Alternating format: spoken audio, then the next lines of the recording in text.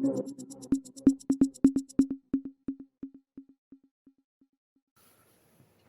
वालेकुम नाजरीन, मेरा नाम मुदस्सर नवाज़ है और आप मेरा यूट्यूब चैनल देख रहे हैं।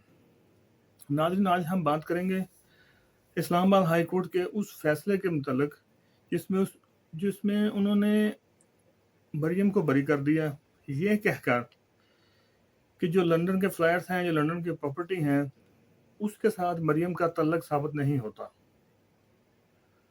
तो आज हम देखने की कोशिश करेंगे कि क्या उन प्रॉपर्टी के साथ मरियम का कोई तल्लक था या नहीं था। नाज़रीन, जब नवाज शरीफ ने सबसे पहली दफ़ा 1990 में वज़ीर-ए-आज़म के तौर पर हल्फ उठाया, तो उसने कहा था कि मैं करप्शन ख़त्म करूंगा और मुल्क में एक मुआशी बेहतरी का दौर लेके आऊंगा। लेकिन उसने क्या किया, उसने सबसे पहले पैसे कमाने शुरू कर दिए और एक कोरियन कंपनी को मोटरवे का ठेका दे दिया, जिसमें से बतौर कमीशन $160 मिलियन कमाए। और फिर उसने ये कहा कि मैं मुल्क में प्राइवेटाइजेशन करूंगा, जो अदारे मुनाफे में नहीं हैं उनको बेचूंगा। तो उसमें उसने 50 मुख्तलिफ कंपनीज बेची, जिसमें सबसे बड़ी कंपनी मुस्लिम कमर्शियल बैंक थी, जो उसने मियां मंशा को बेची, और उसमें से उसने $140 मिलियन बतौर किकबैक या कमीशन बनाए। फिर उसने $60 मिलियन शुगर सब्सिडी दी, यानी कि बाहर से चीनी मंगवाई और अपने आप को सब्सिडी दे के $60 मिलियन वहां से बनाए। खुद ही चीनी खरीदी, खुद ही आवाम को बेची और खुद ही पैसे रख लिए। $50 मिलियन अमेरिका और कनाडा से गंदम मंगवाई गई और वो गंदम मार्केट वैल्यू से ज़्यादा पैसे देकर ली गई, और जिन कंपनियों ने वो गंदम खरीदी वो भी इनकी अपनी ही कंपनीज थी। तो वहां से $50 मिलियन कमा के, अब मसला ये था कि इतने सारे पैसे ये मुल्क से बाहर कैसे जाते। तो इन्होंने जितने पैसे मुल्क से बाहर थे वो बैंको पैरिबस बैंक, जो स्विट्जरलैंड का एक बैंक है, उसमें एक अकाउंट खुलवाया और मोटरवे के पैसे, मुस्लिम कमर्शियल बैंक के पैसे जो मियां मंशा से लिए वो भी, जो शुगर सब्सिडी दी इन्होंने वो पैसे भी, और जो इन्होंने अमेरिका और कनाडा से गंदम मंगवाई वो पैसे भी, ये सारे उस बैंक में जमा करवाए। और उन बैंक उस अकाउंट को बचा के रखा, यानी कि लोगों की नजरों से ओझल रखा, छुपा के रखा। 1993 में इन्होंने नेस्कोल कंपनी बनाई, 27 जनवरी 1993 को वर्जिन आइलैंड में। और फिर एक और कंपनी नीलसन के नाम से 14 अप्रैल 1994 को बनाई। इन दोनों कंपनीज की जो मालिका थी वो मरियम नवाज थी। एक और तीसरी कंपनी शेमरॉक इंटरनेशनल भी बनाई, जिसका बज़ाहिर जो मालिक है वो हुसैन नवाज था। चौथी कंपनी चैनल आइलैंड में बनाई, जिसका नाम था चेनरॉन प्राइवेट लिमिटेड। लेकिन जो पहली बड़ी दो कंपनी थी नीलसन एंड नेस्कोल, जो मरियम की मलकियत थी, उन कंपनीज ने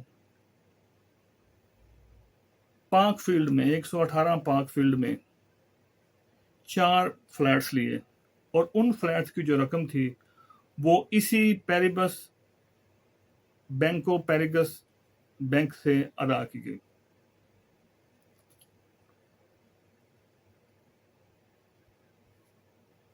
बाद में इन्हीं ही कंपनीज को, ये 4 कंपनी उन्होंने बनाई थी, इनको एक फेक कंपनी, एक जाली कंपनी जो वर्जिन आइलैंड में रजिस्टर्ड थी, मिनर्वा प्राइवेट लिमिटेड, उसके जेर तहत दे दिया गया। यानी कि इस कंपनी के ऊपर एक कंपनी बनाई गई और उसमें 2 जाली लोग, नील्स हाई और मार्क एंड्रयू, को शेयर होल्डर के तौर पर शो किया गया। और इन चारों कंपनीज को एडमिनिस्टर करने के लिए, यानी कि इनकी देखभाल के लिए मोज़ेक फोंसेका, ये वो कंपनी है जो पनामा में काम करती थी, और इस तरह के बाकी लोग जो ऑफशोर कंपनीज बनाते थे उनकी देखभाल के लिए मुकर्रर थी। तो इन्होंने इसका इंतजाम सलाम उनको दे दिया। बाद में जितने पैसे पाकिस्तान से बनाए गए, पाकिस्तान से लूटे गए, उसमें $140 बिलियन बैंकों से कर्जे लिए गए थे। वो कर्जे आज तक वापस नहीं किए नवाज शरीफ ने। उन पैसों को और बाकी पैसों को हदैबिया पेपर मिल के जरिए इन कंपनियों को ट्रांसफर किया गया, और ये वही हदैबिया पेपर मिल है जिसके मतलब इसहाक डार ने बयान हल्फी दिया था। उसने बताया था कि मैंने किस तरह ये पैसे नवाज शरीफ के लिए मनी लॉन्ड किए। बाद में और ये सारे काम 1993 तक मुकम्मल हो चुके थे, यानी कि जितनी कमीशन थी, जितना बैंक अकाउंट था, जितनी कंपनियां थी, और ये चारों फ्लैट्स पार्क लेन वाले 118 पार्क लेन, ये सारे जो था वो 1993 तक मुकम्मल हो चुका था। और ये जो फ्लैट थे ये मरियम की मलकियत थी, और इसके उस पर साइन पे मौजूद थे। बाद में इन्होंने इन्हीं प्रॉपर्टीज को जिनेवा बैंक के पास गिरवी रखा 2007 में, और उससे $13.8 मिलियन हासिल किए, और उन पैसों से इन्होंने 4 और फ्लैट्स लिए, जिसमें 16 और 16A, 17 और 17A एवन फील्ड वाले जो फ्लैट थे वो लिए गए थे। और ये जो गिरवी रखने की दस्तावेज थी, उस दस्तावेज पर मरियम के दस्तखत मौजूद थे और हुसैन नवाज के दस्तखत मौजूद थे। मरियम ने अपनी ये 3 कंपनीज के एवज पैसे लिए, और हुसैन नवाज ने एक लाइबेरिया के इश्तिहारी आदमी से एक कंपनी ली थी जिसका नाम था हैंगो लिमिटेड। उस हैंगो लिमिटेड कंपनी के तहत इन्होंने 6 और जायदादें ली 2007 में।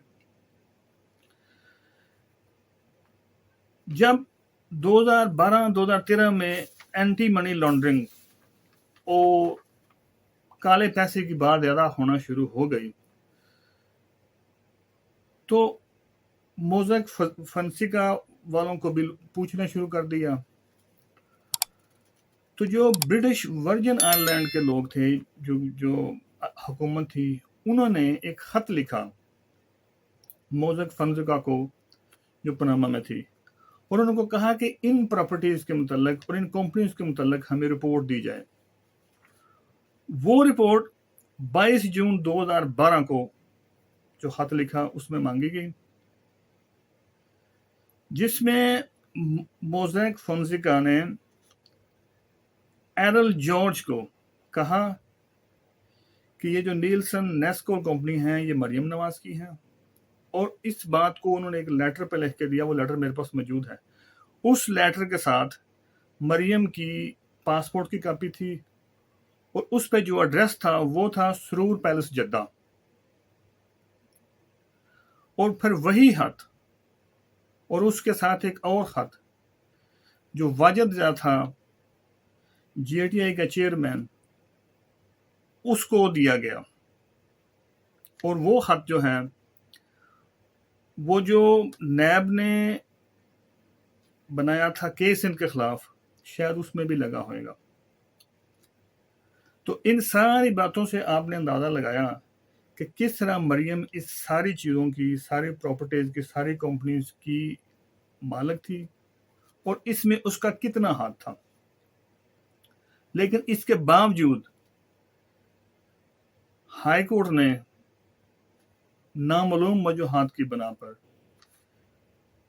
यह कहा कि इसका उसके साथ कोई तल्लक नहीं है। और एक और बात, जो वॉल्यूम 10 है जिसमें इन सारे जराइम के बारे में मालूमात है, वो क्यों नहीं खोला गया आज तक?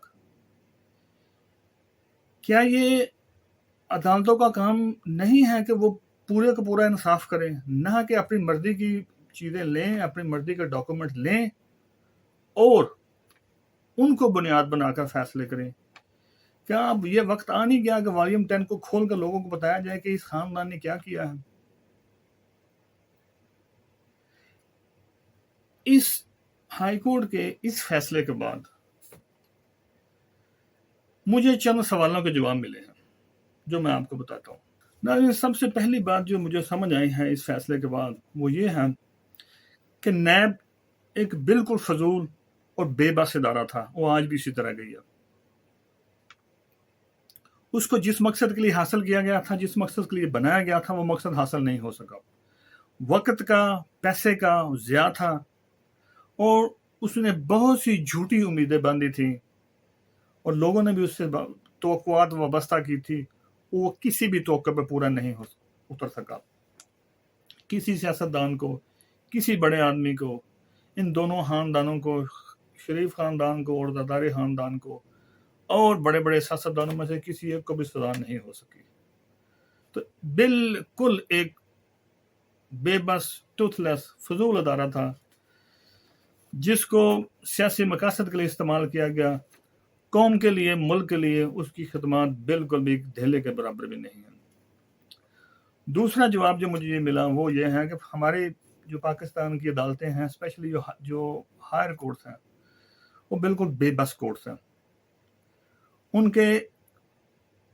उनमें कोई जान ही नहीं है, वो बिल्कुल स्पाइनलेस हैं और जुर्रत से बिल्कुल खाली हैं।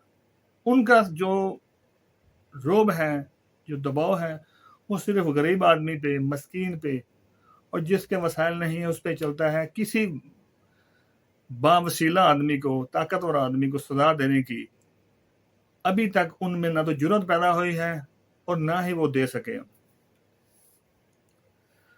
और ना इतनी वो मजबूत हुई है कि वो रूल ऑफ लॉ को कायम कर सके।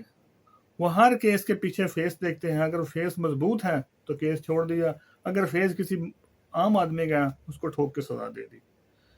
तो हमारी अदालतें जो हैं बेबस हैं, अखलाकियात से बिल्कुल आ रही हैं। तीसरा जवाब जो मुझे मिला है वो ये है कि हमारी अशराफिया, जिसमें सियासतदान भी हैं, जिसमें ब्यूरोक्रेसी भी है, जिसमें और भी बहुत से लोग हैं, ये पाकिस्तान के साथ बिल्कुल भी मुखलिस नहीं है। इनके अपने मफादात हैं और उनको अपने मफादात ही अजीज हैं। उनको पाकिस्तान के मफादात बिल्कुल भी अजीज नहीं है। शर्म हया, अखलाकियात इससे बिल्कुल खाली है। कोई लेना देना नहीं है हमारी अशराफिया का, शर्म हया से, इस्लाम से, कानून से कोई लेना देना नहीं है। बेशर्मों की तरह ये अशराफिया अपने अपने मफादात के लिए राल टपकाती फिर रही है और मुल्क को चलाती जा रही है। चौथी जो बात मुझे समझ लगी है, जो इंतहाई तकलीफ दे है, वो ये है कि इस मुल्क का कोई वाली वारिस नहीं है। कायद का वो मुल्क जो इस्लाम के नाम पर हासिल किया गया था, उसका कोई वाली वारिस नहीं है। हर बंदा जो साहब इख्तियार हैं, साहब इक़्तिदार हैं, ये जो बड़ी ब्यूरोक्रेसी है, वो सारी की सारी अपने मफाद के लिए, अपनी नौकरी के लिए, अपनी अयाशी के लिए, अपने स्टेटस के लिए मर रही है।